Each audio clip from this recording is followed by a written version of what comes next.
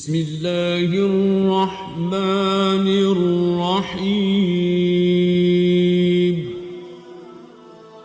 اب دوسری طرف کی سنیے، یونس علیہ السلام کو کچھ معلوم نہیں تھا کہ ان کی قوم کے ساتھ کیا ہوا۔ آپ تو غصے کی حالت میں بستی سے نکل کر سمندر کی طرف چلے آئے تھے۔ آپ ایک کشتی کی طرف آئے، اس میں سواریاں اور ساز و سامان لدا ہوا تھا۔ اللہ تعالیٰ سورۃ الصافات آیت 140 میں فرماتے ہیں، اذ ابق الى الفلك المشحون، جب وہ بھاگ کر بھری کشتی پر پہنچے۔ کشتی روانہ ہوئی، موجیں اٹھیں، سمندر میں طغیانی آئی، یوں لگتا تھا کہ بس ابھی غرق ہوئے۔ کہنے لگے بوجھ ہلکا کرو، اپنا ساز و سامان سمندر میں پھینک دو۔ چنانچہ انہوں نے اپنا ساز و سامان سمندر میں پھینک دیا۔ اس طرح کشتی کچھ ہلکی ہو گئی، لیکن ضرورت کے مطابق ہلکی نہ ہو سکی۔ اب وہ کہنے لگے کسی کو سمندر میں گرانا ضروری ہے تاکہ کشتی مزید ہلکی ہو جائے، ورنہ یہ ڈوب جائے گی۔ جلدی کرو، قرع ڈالو۔ جس کے نام کا قرع نکلتا جائے اسے سمندر میں گراتے جاؤ، اور بار بار یہ عمل دہراتے جاؤ یہاں تک کہ کشتی ہلکی ہو جائے۔ چنانچہ قرع ڈالا گیا۔ سب سے پہلے یونس علیہ السلام کا نام نکلا۔ سب کہنے لگے نہیں، یہ تو ایسے نہیں ہیں، ان کے چہرے پر تو سجدوں کے نشانات ہیں، انہیں رہنے دو، پھر قرع ڈالو۔ چنانچہ پھر قرع ڈالا گیا، پھر انہی کا نام نکلا۔ سب نے تعجب کیا۔ تیسری مرتبہ پھر قرع ڈالا گیا، اس بار پھر یونس علیہ السلام ہی کا نام نکلا۔ اللہ تعالیٰ سورۃ الصافات آیت 141 میں فرماتے ہیں، فساهم فكان من المدحضين، پھر قرآن اندازی ہوئی تو یہ مغلوب ہو گئے۔ ہر بار انہی کا نام نکلا۔ آخرکار ان لوگوں نے انہیں پکڑ کر سمندر میں گرا دیا۔ فالتقمه الحوت، تو پھر انہیں مچھلی نے نگل لیا۔ حوت بڑی مچھلی کو کہتے ہیں۔ اللہ تعالیٰ نے حوت کو القاء فرمایا، انہیں کھانا نہیں، نہ ان کے جسم کو کوئی گزند پہنچے۔ یہ اس مچھلی کو اللہ تعالیٰ کے احکامات تھے۔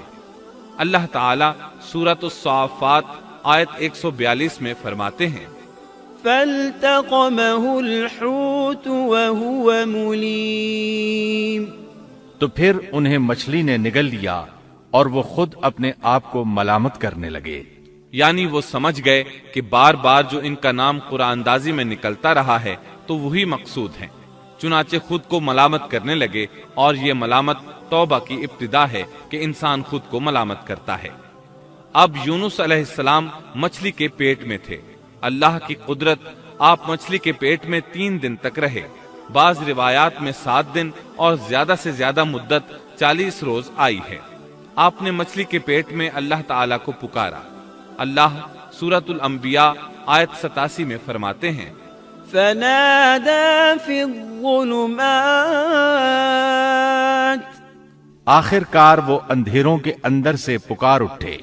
علماء نے یہاں 3 اندھیروں کا ذکر کیا ہے، مچھلی کے پیٹ کا اندھیرا، سمندر کا اندھیرا اور رات کا اندھیرا۔ گویا ان پر یہ سارے اندھیرے اکٹھے ہو گئے تھے۔ اللہ سورۃ الصافات آیت 143 اور 144 میں فرماتے ہیں، فلولا أنه كان من المسبحين للبث في بطنه إلى يوم يبعثون، پس اگر یہ پاکی بیان کرنے والوں میں سے نہ ہوتے تو لوگوں کے اٹھائے جانے کے دن تک اس کے پیٹ ہی میں رہتے۔ مطلب یہ کہ اگر آپ اللہ تبارک و تعالی کی تسبیح نہ بیان کرتے تو مچھلی کے پیٹ ہی میں رہتے۔ آپ نے دعا نہیں مانگی بلکہ اللہ عز و جل کی تسبیح بیان کی۔ روایات میں یوں بھی آتا ہے کہ جب مچھلی آپ کو سمندر کی اتھاہ گہرائی میں لے گئی تو آپ وہاں آبی مخلوقات کی تسبیحات کی آوازیں سننے لگے۔ گویا اللہ تعالیٰ نے انہیں القاء فرمایا کہ آپ بھی تسبیح کریں۔ اللہ سورۃ الانبیاء آیت 87 میں فرماتے ہیں، فنادى في الظلمات أن لا إله إلا أنت سبحانك إني كنت من الظالمين، بلاخر وہ اندھیروں کے اندر سے پکار اٹھا کہ الہی تیرے سوا کوئی معبود نہیں، تو پاک ہے، بے شک میں ظالموں میں ہو گیا۔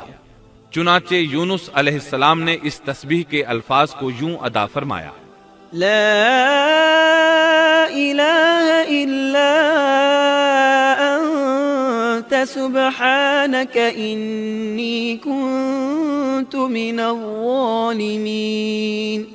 امام احمد، امام ترمذی، امام نسائی اور دیگر ائمہ رحمہم اللہ نے یہ حدیث نقل کی ہے کہ یونس علیہ السلام کی وہ دعا جو انہوں نے مچھلی کے پیٹ میں مانگی تھی وہ یہی ہے: لا إله إلا أنت سبحانك إني كنت من الظالمين۔ جو بھی مسلمان یہ دعا اپنی کسی حاجت میں مانگے گا، اللہ تعالیٰ اس کی دعا ضرور قبول فرمائے گا۔ یہ دعائے مستجاب ہے، مقبول دعاؤں میں سے ہے۔ اسی دعا کے بعد اللہ تعالیٰ نے یونس علیہ السلام کو اس پریشانی سے نجات عطا فرمائی۔ اللہ سورۃ الانبیاء آیت 88 میں فرماتے ہیں: فاستجبنا له ونجيناه من الغم وكذلك ننجي المؤمنين۔ تو ہم نے اس کی پکار سن لی اور اسے غم سے نجات دے دی، اور ہم ایمان والوں کو اسی طرح بچا لیا کرتے ہیں۔ ایک صحابی نے نبی کریم صلی اللہ علیہ وسلم سے پوچھا: اے اللہ کے رسول صلی اللہ علیہ وسلم، یونس علیہ السلام نے جو دعا مچھلی کے پیٹ میں مانگی، کیا وہ صرف انہی کے لیے تھی یا ان کے بعد اہل ایمان کے لیے بھی ہے؟ تو آپ نے فرمایا: یہ دعا یونس علیہ السلام کے لیے خاص تھی اور سب اہل ایمان کے لیے عام ہے۔ کیا تم نے اللہ تعالیٰ کا یہ فرمان نہیں سنا؟ وَكَذَلِكَ نُنْجِي الْمُؤْمِنِينَ۔ اور ہم ایمان والوں کو اسی طرح بچا لیا کرتے ہیں۔ جو بھی اس دعا کو پڑھے گا اللہ اسے رنج و غم سے نجات دیں گے۔ ایک قول کے مطابق تقریباً 40 روز آپ کی شب و روز یہی دعا رہی۔ اس مدت کے ختم ہونے پر اللہ تعالیٰ نے آپ کی دعا کو قبولیت بخشی۔ مچھلی ساحل پر پہنچی، انہیں کنارے پر ڈالا اور واپس چلی گئی۔ اس بات کو اللہ تعالیٰ نے سورۃ الصافات آیت 145 میں یوں بیان فرمایا ہے: فَنَبَذْنَاهُ بِالْعَرَاءِ وَهُوَ سَقِيمٌ۔ پس اسے ہم نے چٹیل میدان میں ڈال دیا اور وہ اس وقت بیمار تھے۔ آپ وہاں اسی طرح لیٹے رہے۔ پھر اللہ کی قدرت سے آپ کے قریب ایک بیلدار درخت اگا، جیسا کہ سورۃ الصافات آیت 146 میں ہے: وَأَنبَتْنَا عَلَيْهِ شَجَرَةً مِّن يَقْطِينٍ۔ اور اس پر سایہ کرنے والا ایک بیلدار درخت ہم نے اگا دیا۔ اس کدو کے درخت کے متعلق مورخین کا کہنا ہے کہ اللہ تعالیٰ نے اس درخت کا انتخاب اس لیے فرمایا تھا کہ اس درخت کے پتے چوڑے ہوتے ہیں، ان کے سائے میں انہیں ڈھانپ دیا گیا تاکہ ہوا سے اذیت نہ پہنچے، اس لیے کہ ان کے جسم سے جلد اتر گئی تھی۔ پھر اس درخت سے خوش کن خوشبو بھی آتی تھی، اس خوشبو نے انہیں فرحت بخشی۔ پھر کدو کی خوشبو میں ایک خصوصیت یہ تھی کہ حشرات الارض کو دور رکھتی ہے۔ اللہ تعالیٰ نے انہی خصوصیات کی وجہ سے اس بیلدار درخت کا انتخاب فرمایا تھا تاکہ آپ ہر طرح کی تکلیف سے محفوظ رہیں۔ یہ ہے اللہ کی قدرت، سبحان اللہ۔ اسی طرح مفسرین یہ بھی کہتے ہیں کہ اللہ تعالیٰ نے ان کے پاس ایک پہاڑی بکری بھیج دی، وہ آپ کے قریب آتی اور آپ کے سر کے اوپر اپنی ٹانگیں پھیلائے کھڑی ہو جاتی۔ اس طرح اس کے تھن آپ کے منہ میں چلے آتے اور آپ ان سے خواہش کے مطابق دودھ پیتے۔ یہ تھا آپ کا کھانا اور پینا۔ رفتہ رفتہ آپ کی حالت بہتر ہو گئی، توانا اور تندرست ہو گئے، پھر آپ اٹھنے کے قابل ہو گئے، اور یہ سب اللہ تعالیٰ کی مہربانی سے ہوا۔ جب آپ کی صحت لوٹ آئی تو اللہ تعالیٰ نے آپ کو پھر آپ کی قوم کی طرف بھیجا، جیسا کہ سورۃ الصافات آیت 148 میں ہے: وَأَرْسَلْنَاهُ إِلَى 100,000 أَوْ يَزِيدُونَ۔ فآمنوا فمتعناهم إلى حين اور ہم نے اسے 1,00,000 بلکہ اور زیادہ آدمیوں کی طرف بھیجا، پس وہ ایمان لے آئے اور ہم نے انہیں ایک زمانے تک عیش و عشرت دی۔ وہ سب کے سب آپ پر ایمان لے آئے تھے۔ اللہ تعالیٰ نے اس قصے کے ذریعے نبی کریم صلی اللہ علیہ وسلم کو اشارہ فرمایا ہے کہ دعوت دیتے ہوئے اکتانا نہیں۔ اللہ سورۃ القلم آیت 48 میں فرماتے ہیں، ولا تكن كصاحب الحوت اور مچھلی والے کی طرح نہ ہو جائیے۔ ان لوگوں کو دعوت حق دیتے رہیے۔ دیکھیے وہ سال ہر سال دعوت دیتے رہے لیکن اکتائے نہیں، ان سے مایوس نہیں ہوئے۔ ان کی پوری بستی میں سے ایک بھی ان پر ایمان نہیں لایا تھا، لیکن جب ان سے مایوس ہو گئے تو انہیں اللہ کے عذاب سے آگاہ کر دیا اور منہ پھیر کر چل دیے تو وہ سب کے سب ایمان لے آئے۔ اللہ تعالی سورۃ القصص آیت 56 میں فرماتے ہیں، إنك لا تهدي من أحببت ولكن الله يهدي من يشاء۔ آپ جسے چاہیں ہدایت نہیں دے سکتے، بلکہ اللہ تعالیٰ ہی جسے چاہتا ہے ہدایت دیتا ہے۔ اس قصے میں بہت بڑا سبق ہے کہ کسی بھی حالت میں اللہ کی رحمت سے مایوس نہیں ہونا چاہیے اور نہ ہدایت کے معاملے میں اپنی ذات پر بھروسہ کرنا چاہیے۔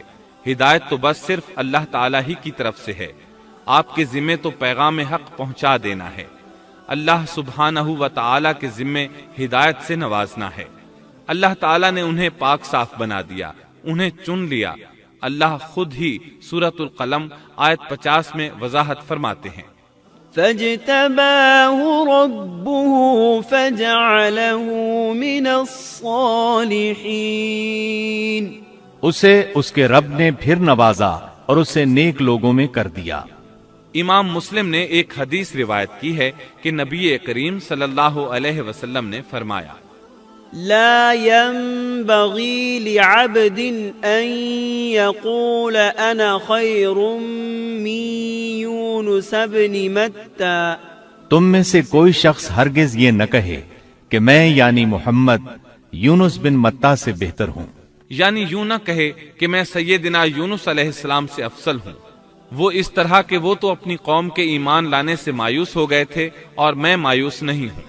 اس طرح بالکل نہ کہے، کیونکہ بالآخر اللہ تعالیٰ نے آپ کو چن لیا اور برگزیدہ بنا لیا اور صالحین میں داخل کر لیا۔